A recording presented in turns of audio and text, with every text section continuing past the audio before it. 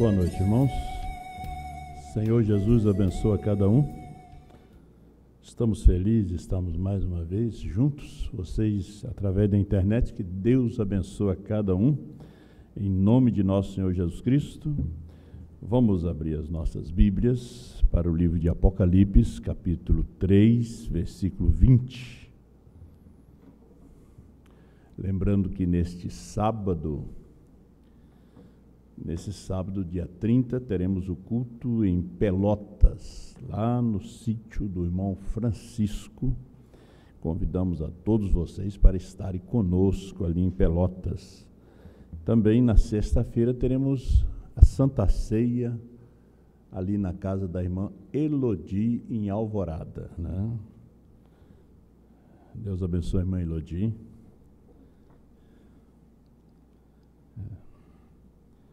Apocalipse 3, versículo 20. Eis que estou à porta e bato. Se alguém ouvir a minha voz e abrir a porta, entrarei em sua casa e com ele cearei e ele comigo. Vamos a um contexto de Apocalipse 18, versículo 4. E ouvi outra voz do céu que dizia: sai dela, povo meu, para que não sejas participante dos seus pecados, para que não incorra nas suas pragas. Bondoso e amado Deus, Pai, Criador de todas as coisas, estamos aqui na sua presença, somos tão gratos a Ti por nos conceder essa oportunidade, para que o Senhor receba a nossa gratidão, os louvores, a nossa adoração, perdoa os nossos pecados e não veja as nossas fraquezas e debilidades, mas que o Senhor possa nos ver através do sangue, o sangue de Jesus Cristo que foi derramado no Calvário. Não um substituto, mas o sangue de Deus mesmo. Obrigado, meu Deus, e abençoa cada filho e filha, e nos ajuda aqui nesta noite, enquanto vamos ler a Tua palavra e tentar falar um pouquinho, Pai. Dependendo de Ti, nós convidamos a presença do grande Espírito Santo para fazer-se presente e falar conosco. No nome do Senhor Jesus. Amém. Poder sentar, meus irmãos. Deus abençoe a cada um de vocês. Vamos ter o nosso tema, a noiva fora das eras. A noiva não está dentro das eras. A noiva é a noiva de todas as eras, mas hoje ela não está nas eras. Nas eras era parte da noiva, né? Desde a era de Éfeso até a última era, que foi a era de Laodiceia, né? A era mais terrível, mais enganosa, que já tivemos na história da humanidade, comparando-se com a história de Israel, dos reis, onde tivemos bons reis e também reis ruins, péssimos, idólatras, que levou Israel ao caos, à ruína. Nós tivemos a era de Laodiceia. Só que na era de Laodiceia, foi a era muito gloriosa. A gente às vezes vê a era de Laodiceia como uma era negra, mas foi aonde brilhou a luz. Foi na era de Laodiceia que os selos foram revelados, os trovões, tudo aquilo que os profetas almejavam ouvir, ver. Foi na era de Laodiceia que veio a luz, né? Na era de Laodiceia que Jesus aparece novamente, na era de Laodiceia que ele vem aparecer. Ele é o alfa e o ômega, né? Ele foi Jesus e nesse último tempo ele é Brana. E o mundo, somente uma minoria, no quinto selo, o irmão Brana fala que A era da águia é somente uma minoria da minoria, né, que realmente iam ver esta luz, nesta última era, mas foi uma era que os mistérios que estavam escondidos dos séculos e das gerações foram revelados. Deus realmente se manifestou de uma maneira como Ele nunca tinha se manifestado em toda a história do mundo, da humanidade. Nós lemos a história de Abraão, de José, nós lemos a história de Noé, sabemos muito pouco de Adão e Eva, não sei, nos primeiros capítulos ali de Gênesis, do capítulo 1 até o capítulo 5, mas nós temos histórias tão belas na Bíblia, como a história de Moisés, dos profetas, mas nunca houve uma história tão completa, um ministério tão ungido, tão abençoado, quanto o ministério do último dia. Você pode ver que o próprio Senhor Jesus, Deus em uma carne humana, Ele falou mais da sua segunda vinda do que da sua primeira. Sempre um profeta está falando de outro. Você pode ver que Jesus não falou sobre Paulo, se falou um pouquinho, ele está dentro daquelas parábolas de São Mateus capítulo 13, se falou de Irineu, Lutero, falou muito pouco, mas quando chegou na segunda vinda ele fala muito.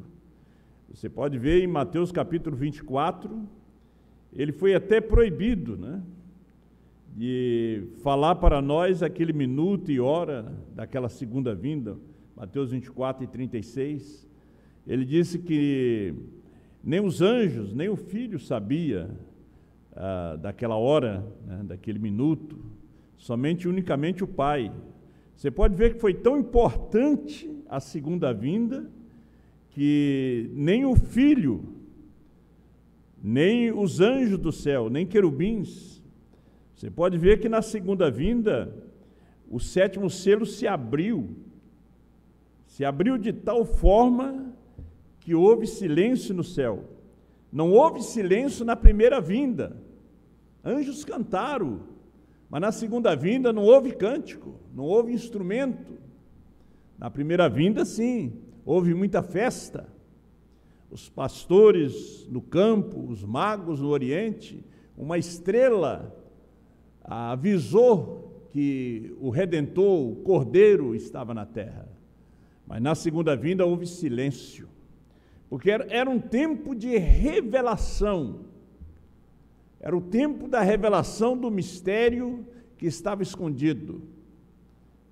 E Deus escolheu, veja que quando ele fala com Brana aos 7 anos de idade, ele fala de uma árvore.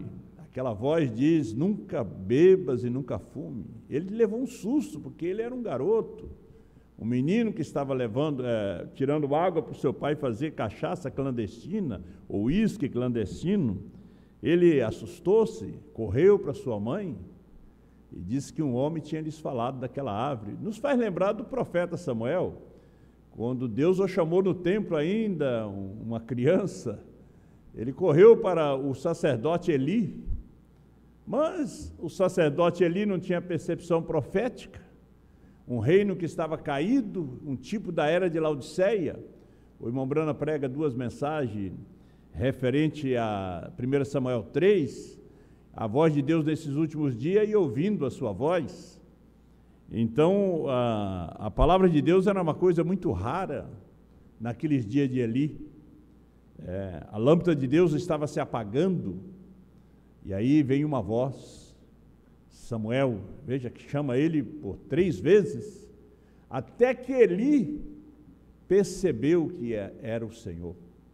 Porque quando ele correu o sacerdote mandou ele dormir. De repente estava assustado, menino, alguma coisa. A segunda vez Deus o chamou de novo. Interessante que o sacerdote não ouviu a voz de Deus, somente Samuel, só o menino, como o irmão Brana, só ele ouviu aquela voz. E Deus estava falando para ele para guardar o seu corpo. Ele foi tentado a fumar, ele foi tentado a beber, ele foi tentado a prostituir, quando ele namorou aquela mocinha que tinha um vício de fumar, e o dia que ele viu ela com um cigarro na mão, ele o deixou logo. Então ele foi tentado em tudo isto. Então Deus estava preparando, nos faz lembrar Hebreus capítulo 10, verso 5, entrando no mundo diz, sacrifício e oferta não quiseste, anticorpo me formaste. Então ele formou um corpo para habitar, entrar nele e dar sua vida por nós, como cordeiro, né? Cordeiro do sacrifício. Agora, quando ele manifesta como leão, o leão não é animal de sacrifício. Você não encontra nos Levíticos, onde eles ofereceram algum leão como sacrifício. Não. Agora, o cordeiro, sim. O cordeiro era um animal sacrificial. O cordeiro da Páscoa. Nós estamos agora nos aproximando da Páscoa. E eu estava estudando um pouco hoje sobre a Páscoa. A Páscoa exatamente, Páscoa quer dizer passagem, né? Sair fora. Páscoa é ressurreição, Páscoa é vida. Então o cordeiro era o cordeiro pascual. Agora, quando ele vem na sua segunda vinda, não vem mais como cordeiro. Aí você vê ali no símbolo de Apocalipse capítulo 5, quando João vê o cordeiro, aí quando ele olha para ver, aquela voz disse, o cordeiro, o leão venceu, o leão da tribo de Judá. Então, quando ele vai olhar para ver, ele vê um cordeiro que vem caminhando pelos corredores eternos, né, todo ensanguentado. Então, ali nós vemos o leão e vemos o cordeiro, porque ele foi o leão da tribo de Judá, foi a raiz de Davi. E então, nesse tempo que ele vem a manifestar, ele já não se manifesta mais como cordeiro, porque o cordeiro deixa o trono da intercessão. Não há mais intercessão. Quando nós chegamos na última era da igreja, você pode ver que no desenho, aquele desenho que o irmão Brana fez ali, Deus tinha feito aquele desenho no céu, através da lua, nas suas 7 diferentes fases, que na última foto da lua 7ª, não teve como revelar, porque estava escuro. A única luz que tinha em Laodiceia era Brana. Brana era a única luz que tinha ali em Laodiceia. Ele era a única luz. Então, essa última era, que ele se manifesta, ele já não vem mais como cordeiro, porque ele deixa o lugar da intercessão. Agora, o lugar da intercessão foi as eras, porque durante as eras ele foi filho de Deus, durante as eras ele foi sacerdote, durante as eras ele intercedeu por todos nós. Se nós estamos aqui conhecendo essa luz, vendo essa manifestação, sabendo sobre os trovões, sobre os selos, graças a Deus por ele como filho de Deus, como sacerdote intercedendo por nós. Nós vemos essas escrituras em Hebreus e Romanos. Ele intercede, o Espírito intercede por nós com gemidos inexprimíveis. Então ele intercedeu por mim e por você. Agora, quando chegou na última era, ele deixa o lugar da intercessão. Ele sai do trono da misericórdia, e o trono da misericórdia fica escuro e fica enfumaçado, porque Deus desce como juiz, ele não encontra mais sangue ali. Você sabe que quando no tabernáculo no deserto, uma vez por ano, o sumo sacerdote, ele entrava véu adentro, no propiciatório com sangue, que o povo tinha oferecido o sacrifício, e eles tinham que saber se Deus ia receber aquele sacrifício.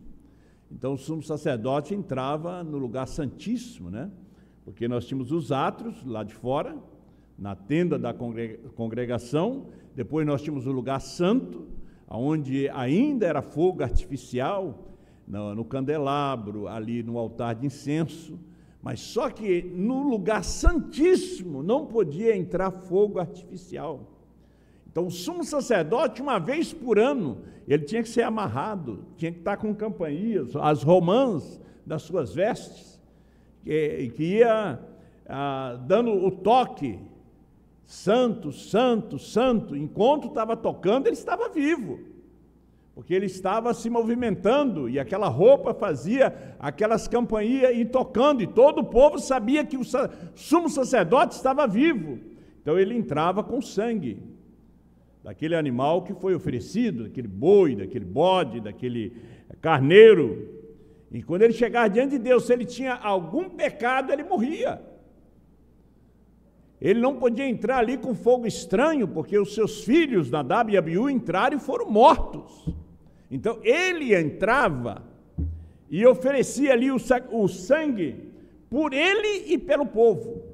Aí Deus descia naquela coluna de fogo, naquele fogo, aquele mesmo fogo que consumiu o altar, que Elias ofereceu o sacrifício, lambeu a água, aquele mesmo fogo, aquele mesmo Deus. Não tem dois Deus, três Deus, não, 2, 3 fogo, não, o mesmo Deus descia ali, e ele recebia o sacrifício, ele recebia, o povo era perdoado, Deus abençoava a lavoura, o comércio, Deus abençoava toda aquelas famílias, todas aquelas tribos, uma vez no ano.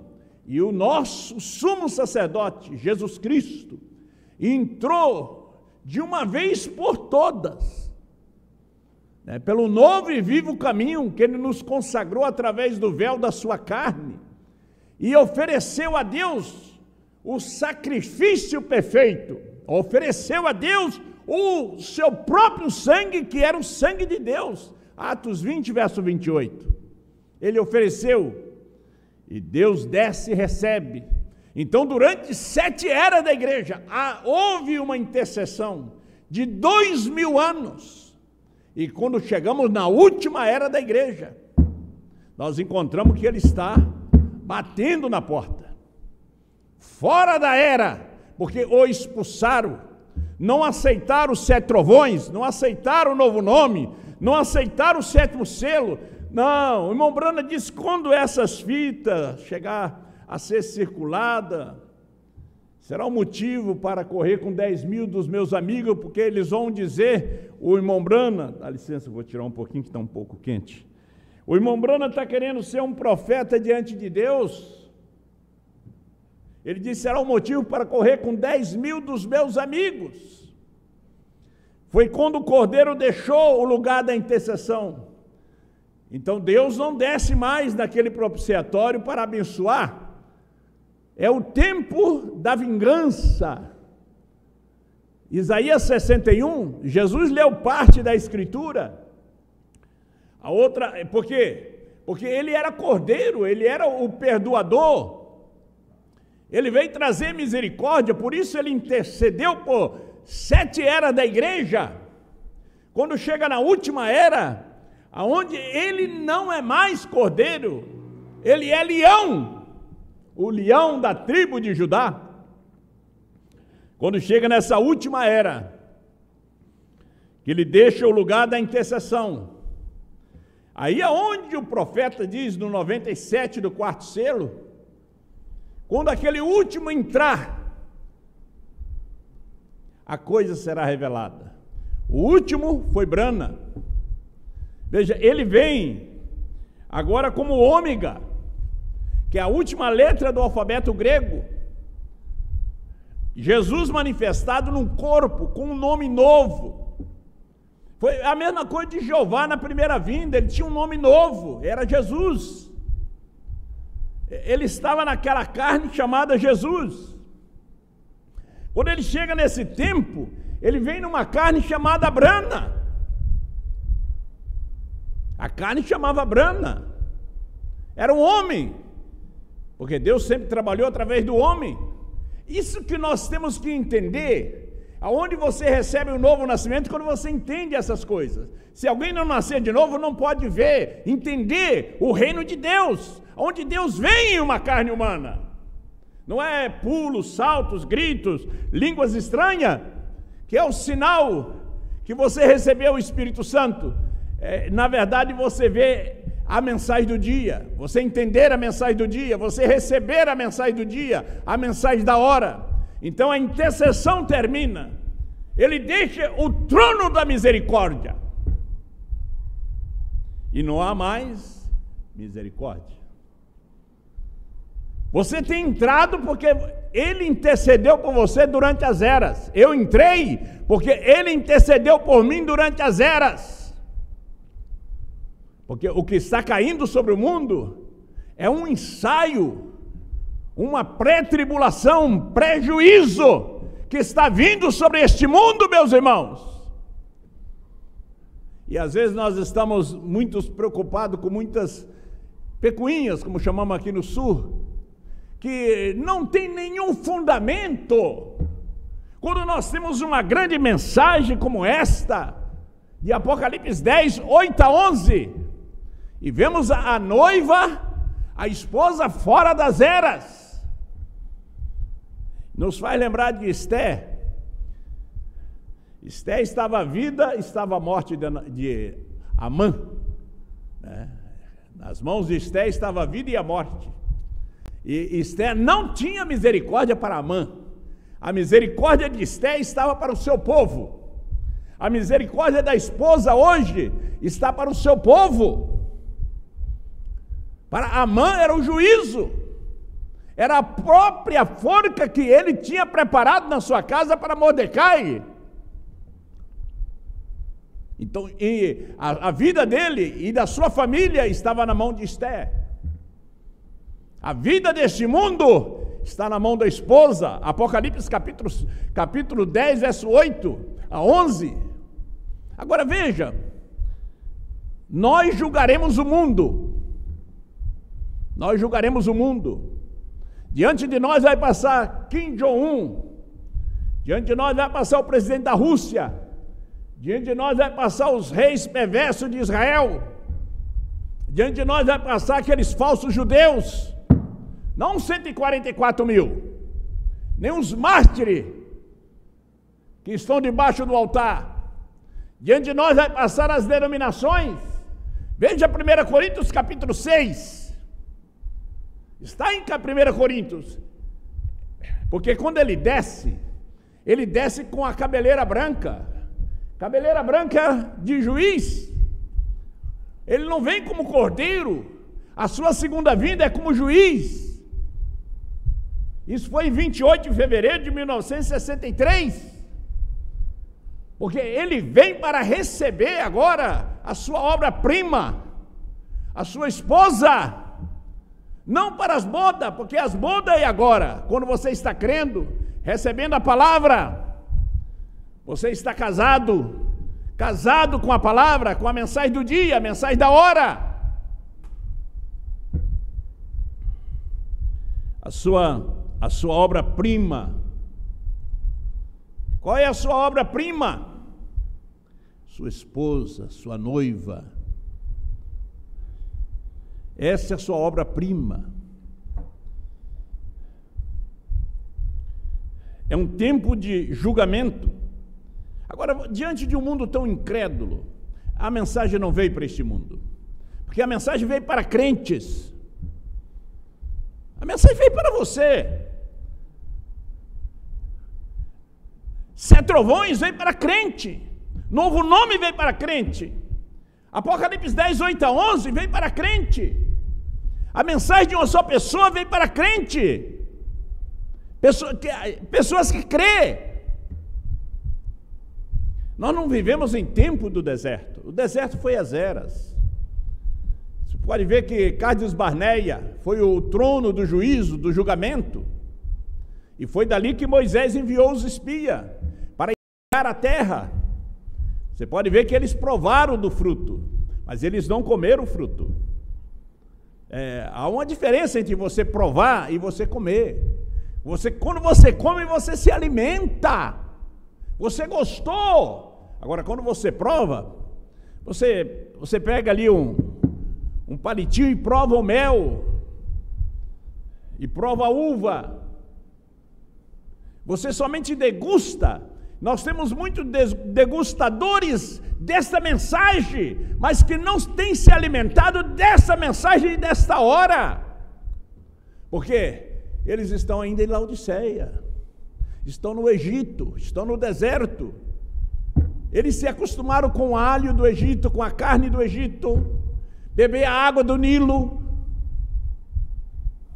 Agora, Josué e Caleb eram pessoas diferentes. Amavam a promessa. Você sabe que é amar a mensagem, amar o profeta, amar a mensagem da hora.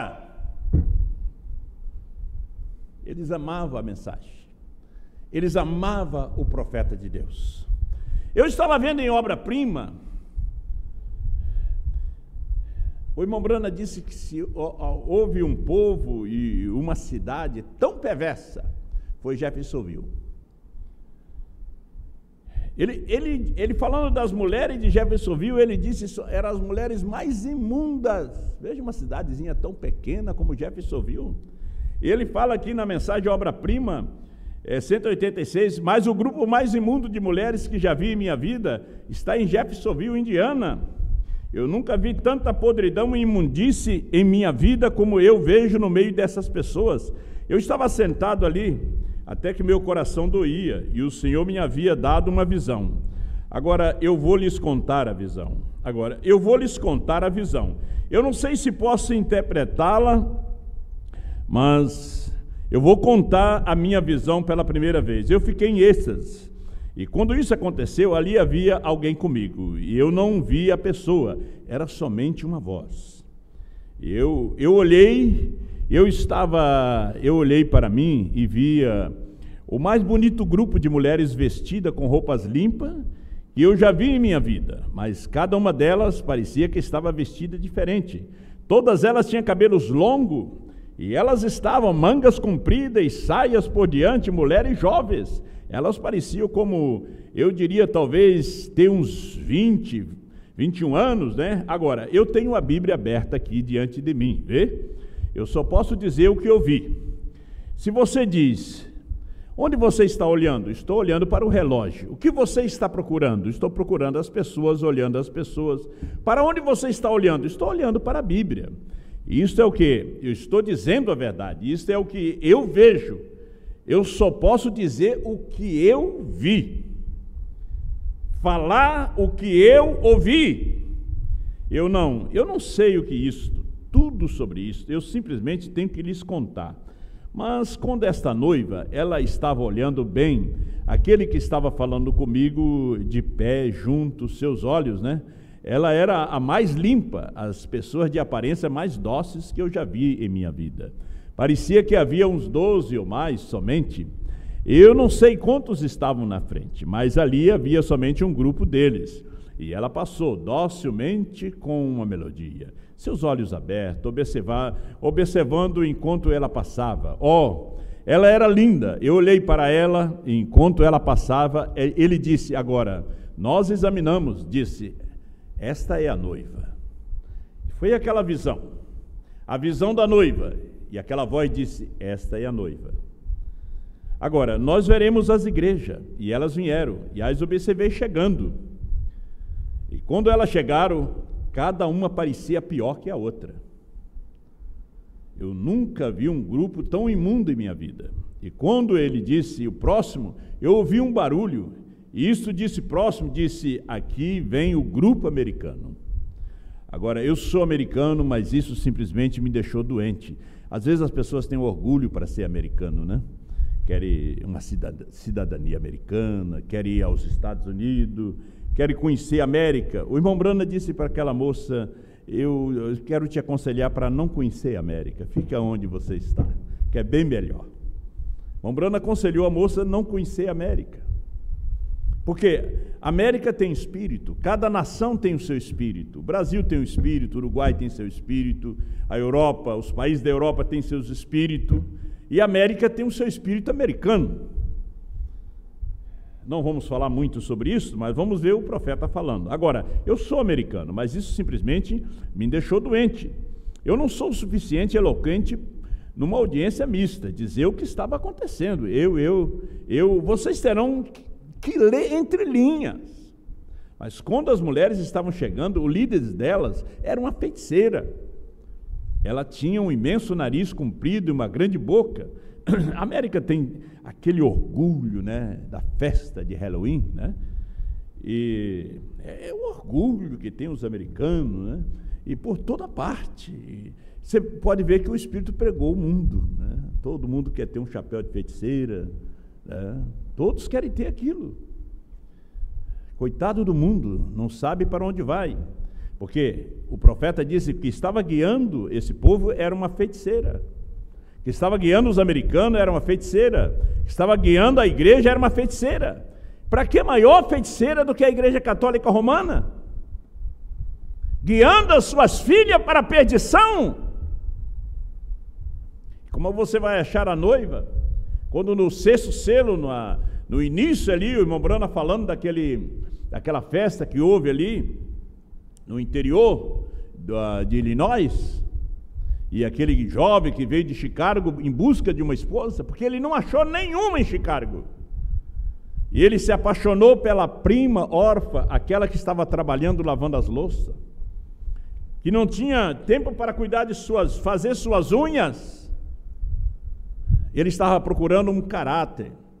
Ele não estava procurando uma rainha do sexo, uma rainha de beleza, mas um caráter. E assim é que Cristo está procurando um caráter, um coração rendido a Ele. Que esse seja você, que esse seja eu. E todas elas estavam vestidas com alguma espécie de roupas curtas, mas em cima simplesmente tinha uma tira que somente pequena, uma tira com cerca de meia polegada, levantava e ia ao redor delas assim, e cada mulher tinha algo de modo. Muitos de vocês, há anos atrás, costumavam, recordem, quando cortavam aquele papel, vocês sabem, o jornal para fazer umas velhas franjas. Quantos se recordam disto? Vocês sabem, né? Ora, eu acho que vocês usavam em carnavais, vocês sabem, pendurados assim, papel franjado, laço de papel, assim elas estavam. Elas seguravam algo assim embaixo nelas, assim, segurando embaixo nela, toda essa parte estava exposta, e cada uma tinha cabelo bem curtinho, e coisas frisadas sobre tudo aquilo assim, cabelo cortado, bem curtinho, cheio de maquiagem, não parecia absolutamente nada a não ser prostitutas de rua, e elas estavam andando com este papel. Que vulgaridade! Agora, o papel era o que segurava em suas frentes, mas quando elas passaram pela plataforma de inspeção atrás, como elas estavam agindo, eu pensei, é esta a igreja? Veja que Deus está contra a igreja, não trata mais com ela. E veja só, você representa quem? A forma de você se vestir diz quem você representa, se você está representando a esposa de Cristo ou está representando a igreja do mundo. E ali foi ela, né? E eles estavam cantando isto aqui, essas músicas de twist, rock and roll, vocês sabem, ou seja o que for que vocês chamam, descendo, cantando assim, indo atrás. Eu disse, é esta a igreja? E eu estava ali de pé, em meu coração eu estava chorando. E esta bruxa, para mim, não é nada mais do mundo a não ser, ela é aquele concílio mundial de igrejas, dirigindo-os diretamente pelo caminho por onde ela estava indo. Elas seguiram para a esquerda e desapareceram no caos, porém continuavam tocando essa música e fazendo barulho bastante estranho e balançando os seus corpos de um lado para o outro, e então assim, se comportando assim, andando, e eu comecei a inclinar a minha cabeça. E ele disse, espere, a noiva devia vir outra vez. Espere, a noiva devia vir outra vez. E eu olhei e aqui vinha elas outra vez. E elas passaram, damas de aparência dócil, todas elas olhavam para mim enquanto passavam. E eu observei que cada uma estava vestida de uma forma diferente. E uma atrás tinha o cabelo longo pendurado assim, eu tinha ondulado ao redor, devia ser alemã ou algo assim, e eu as observava. Então, quando começaram a partir, 2 ou 3 delas atrás, saíram da fila. E eu ia gritar para elas, e elas estavam tentando voltar para a fila outra vez, e eu as vi, Simplesmente, a visão simplesmente desapareceu gradualmente e mudou para mim. Agora, 194. Aqui está a interpretação disto, a razão. Agora recorde, eu acabei de escrever. Eu não tinha terminado, eu não tinha escrito essas notas ainda, mas pregando nesta manhã, eu apanhei o que estava bem para o meu sermão. Vocês observaram? A igreja somente entrou em cena. Agora, esta é a verdade, amigos. O Pai Celestial, o qual escreve a palavra, sabe que estou lhes falando a verdade, vê? Eu sei, eu simplesmente digo a verdade, e não sabendo disso até poucos minutos atrás, parecia, ou recentemente, vê? Você observou a noiva entrar em cena 2 vezes? Ela entra em cena 2 vezes, olha como ele explica. A primeira semente e a segunda semente, ambas exatamente a mesma. E a razão pela qual elas estavam vestidas de forma diferente, ela virá de todas as nações, que formarão a noiva. Todas as nações, de todas as eras, para formar a noiva do último dia. A noiva que foi redimida, restaurada, revelada nesse dia.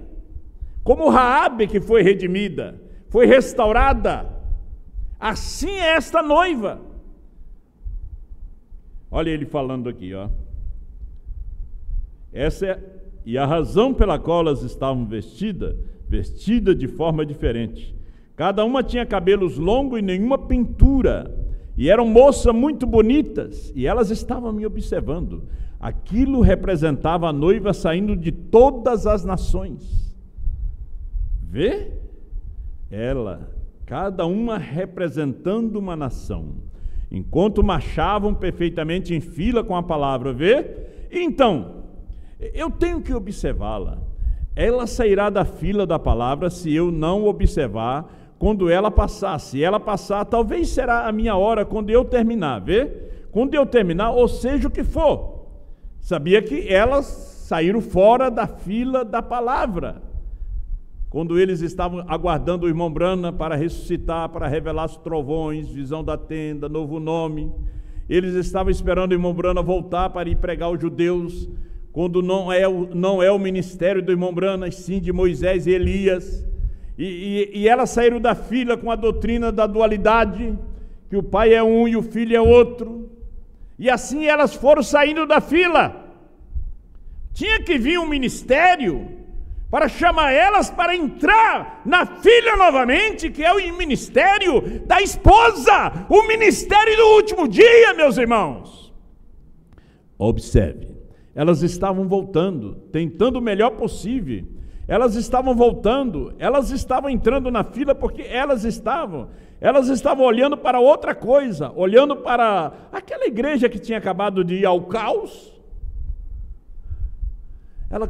Elas começaram a prestar atenção em uma coisa que estava já destruída, já tinha entrado no caos. Você não está vendo a condição da igreja nesse dia? João, na ilha de Pátimo, admirou-se da meretriz, porque viu ela rica, muitos prédios, e o anjo disse: por que te admiras? Levou ele até o capítulo 18 e viu a queda da grande Babilônia e aquela voz dizendo: sai dela, povo meu. Observe, elas estavam voltando. Veja, mas 2, as da frente nunca, as de trás, somente 2 ou 3 delas estavam como que saindo para fora um pouquinho para o lado direito. E parecia que estavam tentando voltar para a fila enquanto passavam. Elas estavam simplesmente passando por mim. E numa distância daqui na parede, passando por mim. E eu estava ali de pé. Então eu simplesmente vi todas elas se moverem e partirem. Mas observe você, a igreja somente entrou em cena outra vez. Cada nação. A igreja. Então ela veio entrar em cena.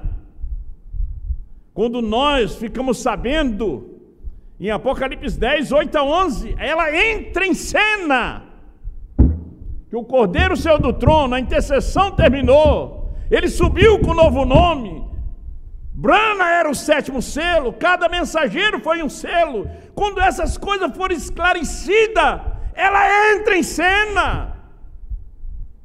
Porque a fé floresce novamente.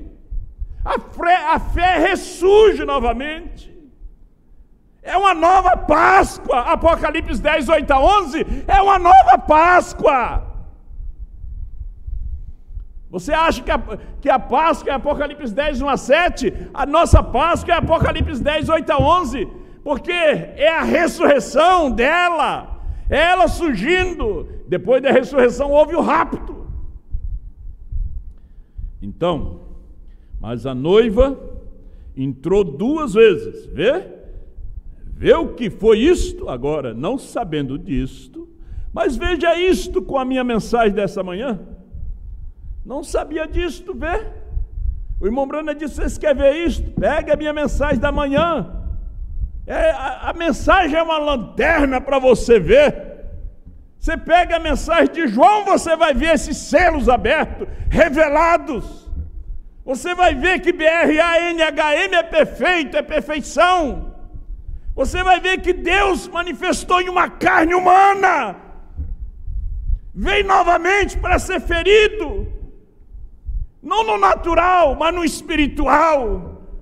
Tinha que haver uma segunda crucificação, que foi a crucificação da palavra.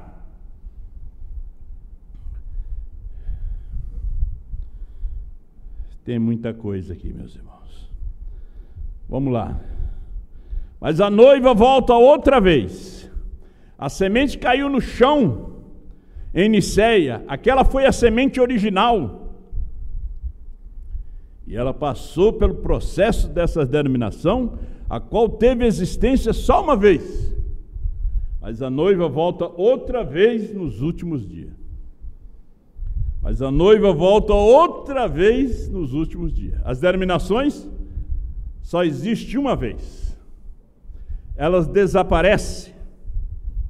São julgadas e condenadas. Mas a noiva, ela volta outra vez. Você vê a visão da noiva em várias mensagens. Mas a noiva volta outra vez nos últimos dias. Eu restaurarei, vê? A obra-prima é trazida. Essa é a razão pela qual entrou em cena. Apareceu 2 vezes. Ela passou pela primeira vez. Então passou pela segunda vez. Brana vem para revelar ela. Brana vem para dizer para Isaac: esta é a Rebeca. Ele é o Eliezer, o gentio, o Damasceno. Brana vem para gritar para Eliezer: estou chegando. Porque Eliezer não conhecia a voz de Rebeca, mas conhecia a voz. Aliás, Isaac não conhecia a voz de Rebeca, conhecia a voz de Eliezer. Nós conhecemos a voz do 7º anjo. Nós temos ouvido esta voz, ouvido essa mensagem, e a fé vem pelo ouvir, a revelação vem pelo ouvir. Você está sendo revelado. Você veio da eternidade, você é eterno. E aqui você descobriu que é eterno, em um corpo de carne mortal, sujeito a doenças, sujeito à morte, mas dentro de você tem vida eterna. Dentro de vocês tem aquele que venceu a morte espiritual, está dentro de você, meu irmão, minha irmã. Mas a noiva voltou, porque ela é o alfa e o ômega. Ela é o alfa e o ômega, Deus, o grande escultor. Ela é Deus. Ele tem feito uma obra-prima, por isso é um pedaço de sua primeira obra-prima. Os 2 pedaços se uniram, juntaram. Como ele tirou de Adão a sua costela, como ele tirou de Cristo a parte da sua noiva, que caiu em Niceia, mas aquilo era uma semente que tinha vida, e aparece no século XX, Malaquias 4 sendo restaurado novamente, revelada, que ele pode dizer: aqui está a sua esposa, aqui está o seu sonho, aqui está aquela que tu procurava, aqui está aquela que toda a Bíblia mostrava. Como eu falei em peça de quebra-cabeça, Brana montou o quebra-cabeça. E quando chegou o tempo de João, as peças estavam espalhadas e João monta tudo. E hoje é o ministério, hoje é a esposa, o representante já foi, mas os ministros ficaram. Como Jesus foi, ficaram os apóstolos para montar, até que ele venha recebê-la nos ares. Eu sou responsável por aqueles que Deus tem me dado a apresentar o quadro, a apresentar a mensagem da hora. Não é a mensagem de ontem, não, a mensagem de hoje.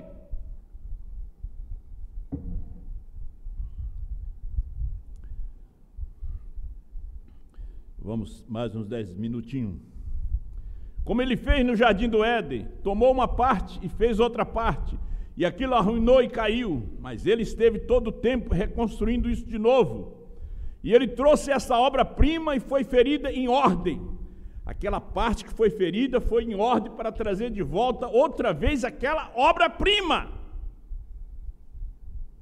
Vê que ela é cheia de cicatrizes, ela é cheia de marca. Ela é como Raabe, cheia de cicatriz, cheia de marca. Mas ela colheu os mensageiros de Deus. Ela guardou o segredo. Ela colocou o fio de escarlate lá. Ela colocou os selos revelados. Passavam ali, olhavam na janela da meretriz e disseram: mas o que é aquilo? Eles não entendiam. Só os mensageiros, só Israel entendia. Aquilo era um sinal. Era de escarlate. Era o sinal do sangue que os tirou lá do Egito. E aquele sinal, para eles era de uma mulher louca, de uma meretriz, mas ali estava a sua salvação.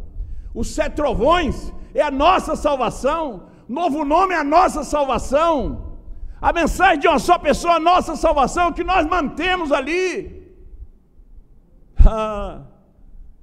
Esse mundo religioso, esse mundo da primeira e segunda etapa não entende isto, porque não é para eles. Eles não. Agora Raabe guardou os mensageiros, ouviu eles. Tudo que eles tinham para falar, falaram para ela.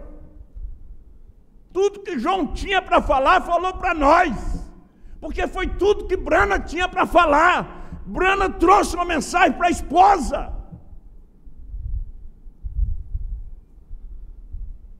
E ela está se aprontando. Na mensagem, Senhores, esse é o tempo, diz que o noivo está sempre pronto, mas ela ainda não. Mas a qualquer momento ela é chamada. Eu espero que vão todos nós aqui, espero que vão todos nós através da internet, espero que vão todos que estão nos acompanhando aqui, espero que vão todos que estão me ouvindo aí na África, aí em Portugal, na Finlândia, nos Estados Unidos. É somente você dizer: eu creio, me rendo a ti, Senhor. E Raabe colocou todos para dentro da sua casa. Só que de todas as casas, a casa de Raabe tinha uma coisa diferente: o fio de escarlate, que ela amarrou ali. Aquele fio que eles deram para ela, que é a corda, ela amarrou. Era a sua salvação. Os 7 trovões É a nossa salvação, porque Ele nos dá fé de transformação, de mudança, meus irmãos.